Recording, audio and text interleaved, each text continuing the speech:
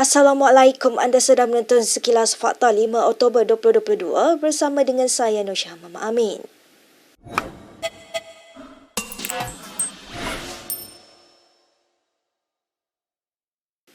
Baik, Presiden UMNO Ahmad Zahid Hamidi memberi bayangan bahawa Perdana Menteri Ismail Sabri Yaakob akan memohon membubarkan Parlimen minggu ini. Menurut sumber, berdasarkan bayangan itu, besar kemungkinan Ismail akan menghadap Agung bagi memohon perkenan untuk membubarkan Parlimen Jumaat ini. Sumber tersebut yang merupakan ahli MKT UMNO juga tidak menolak kemungkinan bahawa pembentangan bajet 2023 akan ditangguhkan. Menurutnya, apa yang difahamkan soal isu pembubaran Parlimen dan tarikhnya telah dipersetujui oleh 5 pemimpin tertinggi UMNO. Semalam UMNO mengadakan pertemuan antara Presiden dan Perdana Menteri dengan pemimpin UMNO bahagian di Pusat Dagangan Dunia. Pertemuan itu dipercayai memperincikan tentang pembubaran Parlimen yang telah dipersetujui antara pucuk pimpinan parti itu dengan Perdana Menteri. Pada sidang media selepas pertemuan itu, Ahmad Zahid berkata UMNO menghormati kuasa Perdana Menteri bagi mencadangkan mengenai tarikh pembubaran Parlimen supaya PRU ke-15 dapat diadakan secepat mungkin. Ditanya sama ada naib Presiden UMNO itu diberikan tempoh untuk menasihati Agung supaya berbuat demikian, Zahid secara berseluruh berkata ia sepatutnya dibuat 2 hari lalu. Sementara itu, Zahid memaklumkan bahawa PAS akan membuat pusingan U dan kembali mengukuhkan muafakat nasional tidak lama lagi. Sumber yang dihubungi Malaysia Kini berkata, itu antara isi taklimat yang disampaikan Ahmad Zahid dalam perjumpaan tertutup semalam. UMNO mengadakan pertemuan dengan pemimpin dari 191 bahagian UMNO petang semalam di Dewan Tun Hussein On, Pusat Dagangan Dunia Kuala Lumpur. Pertemuan tersebut turut dihadiri Perdana Menteri yang juga naib Presiden UMNO Ismail Sabri Yaakob. Kata sumber terbabit, Ahmad Zahid memberi gambaran mengenai langkah terbaru PAS itu melalui ucapannya. Ahmad Zahid dalam sidang medianya selepas pertemuan itu antara lain menegaskan PAS perlu segera memutuskan kerjasamanya dengan PN jika mahu terus bekerjasama dengan mereka. Sementara itu, seorang sumber lain yang turut hadir dalam perjumpaan semalam turut mengesahkan gambaran bahawa PAS akan bersama Barisan Nasional. Bagaimanapun katanya, perkembangan terkini menunjukkan ada pihak tertentu dalam PAS sendiri sedang berusaha untuk menggagalkan kerjasama berkenaan. Setiausaha Agung PAS Taqiyuddin Hassan sebelum ini berkata, parti itu akan membuat keputusan muktamad mengenai kerjasama dengan UMNO pada hujung minggu ini. Saya tidak tahu, itu kata Pesuruhjaya PAS Selangor Yunus Hairi ketika ditanya mengenai spekulasi hubungan partinya dan bersatu di negeri itu semakin dingin. Ketika diminta mengulas laporan mengenai dakwaan itu, Yunus mendakwa tidak mengetahui sebarang butiran berhubung rasa tidak puas hati itu.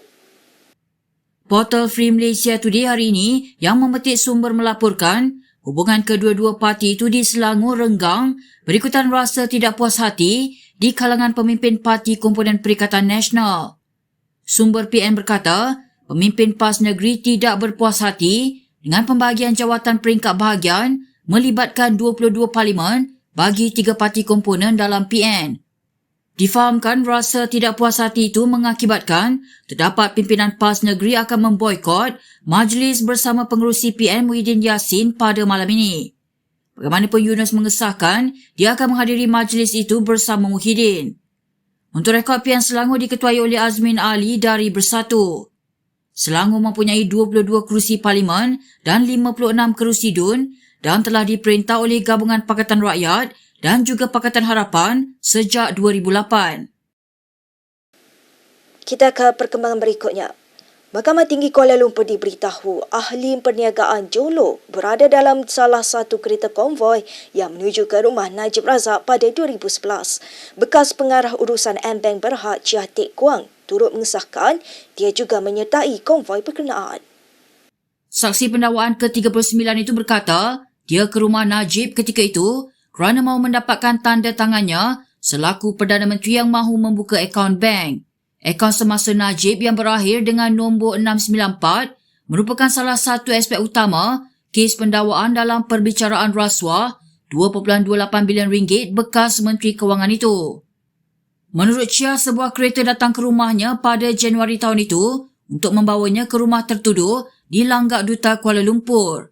Apabila Peguam Bela Utama Muhammad Syafiq Abdullah bertanya sama ada Jolo berada di rumah Najib, Chia mengesahkan perkara itu.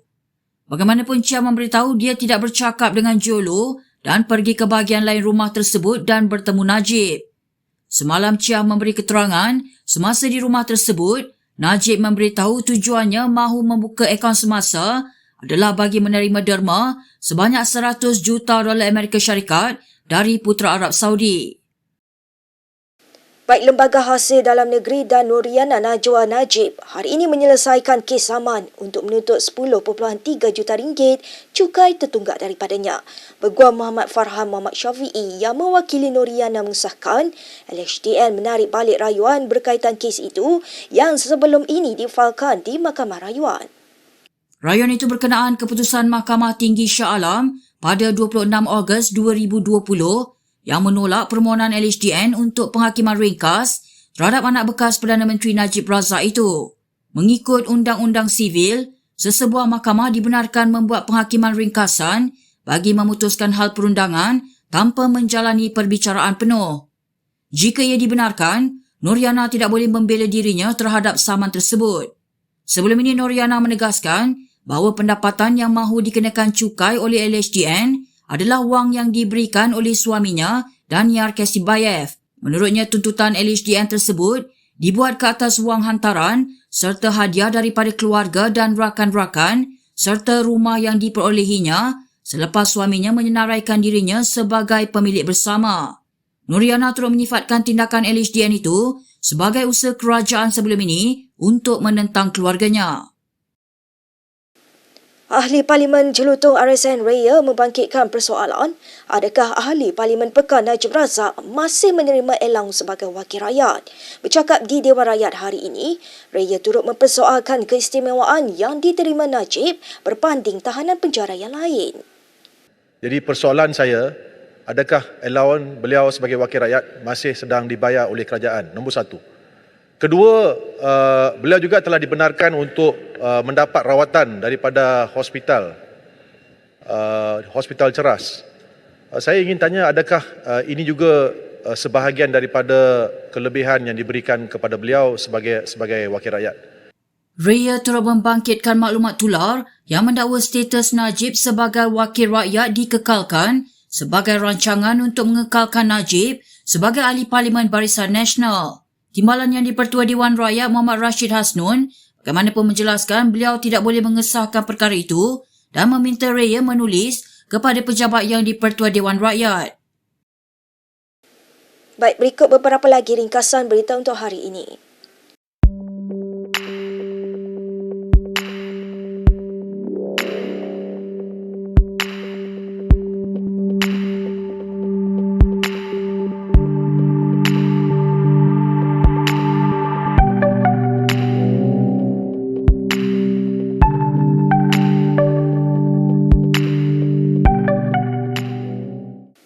Sekian sahaja daripada saya, Nur Syah Mama Amin untuk Sekilas Fakta.